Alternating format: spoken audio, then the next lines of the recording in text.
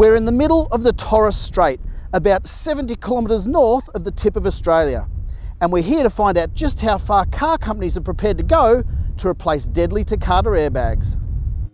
They're supposed to save lives, but a batch of 3.8 million airbags in Australia could have fatal consequences, and car companies are going to the ends of the earth to replace them.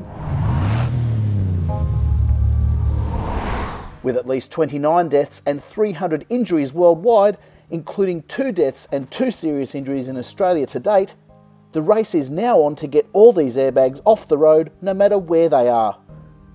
Travelling via Cairns, we've flown to the Torres Strait off the northernmost tip of mainland Australia to visit 3 islands to replace 5 airbags in 4 cars.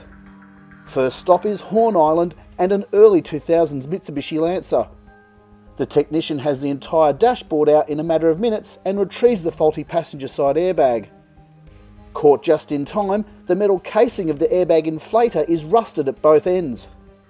Heat and humidity are the 2 biggest factors in the deterioration of these particular airbags over time, usually about 5 to 10 years. These cars are in the danger zone, both in terms of vehicle age and the climate they're in. After some help from a local to finish off, the next stop is Mobig Island, which is closer to Papua New Guinea than it is to mainland Australia. It also has the shortest commercial runway in the country. With the ocean at each end, pilots need to have a good aim. The owner of this Mitsubishi Pajero left the car unlocked beside the runway so the technician could get straight to work. In this car, both the driver's and front passenger's airbag inflators need to be replaced, but fortunately the entire dash does not need to be removed. A few more turns of the torque wrench and the new airbag inflators are in, and we are on our way. With the job done in less than an hour, it was time to head to the next island. Mitsubishi has chartered a flight for this island hop because it costs close to $3,000 to send a car to Cairns and back on a barge. Once cars come to these remote islands, they rarely leave. Bardu Island has a longer runway, but a 2-kilometre walk awaits us as there are no taxis and no rental cars. There are 2 cars to fix: an old Mitsubishi Triton that's still registered in West Australia, 3,500 kilometres away, and another Mitsubishi Pajero. We've just replaced 4 airbags in 3 cars on 2 islands in 1 day. Next stop, West Australia. We make our way from the Torres Strait to Cairns before flying across the country to Perth for the final leg, to find a car Mitsubishi has been chasing for months. We've arrived in the mining town of Newman, in the far north of West Australia. We're about to head 160 kilometres east to a remote community to find 1 airbag in 1 car. Locals have told us we won't find it, but we're going to try anyway. We're in the Pilbara region of Western Australia, and it is vast country. There's no phone reception if we get lost, so we stick to the main road and pay attention to our surroundings.